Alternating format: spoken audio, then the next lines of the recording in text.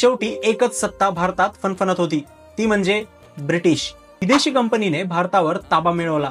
म्हणजेच याचा अर्थ भारत कमकुवत होता असं नाही. भारताची राजकीय परिस्थिती विस्कळीत झाली होती. 1707 मध्ये मुघल साम्राज्याच्या अस्तानंतर भारतात एक पॉलिटिकल व्हॅक्यूम निर्माण झालं. मराठे, शीख, बंगालचे नवाब आणि म्हैसूरचे राज्यकर्ते आपापसात लढत होते आणि आपल्या आपल्या राज्यापुरता विचार करत होते. याच दुहीचा फायदा ईस्ट इंडिया कंपनीने घेतला आणि 1757 ची प्लासीची लढाई आणि 1964च्या बक्सरच्या लढाईने इतिहास बदलला.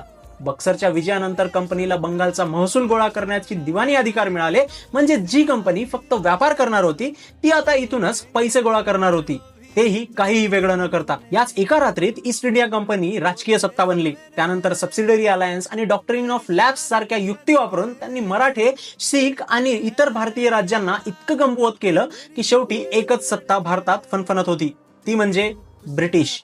येणाऱ्या प्रत्येक मोठ्या शक्तीला त्यांनी साम, दाम, दंड, भेद सगळे पर्याय वापरून चिरडून टाकलं आणि त्यांचा अंत केला.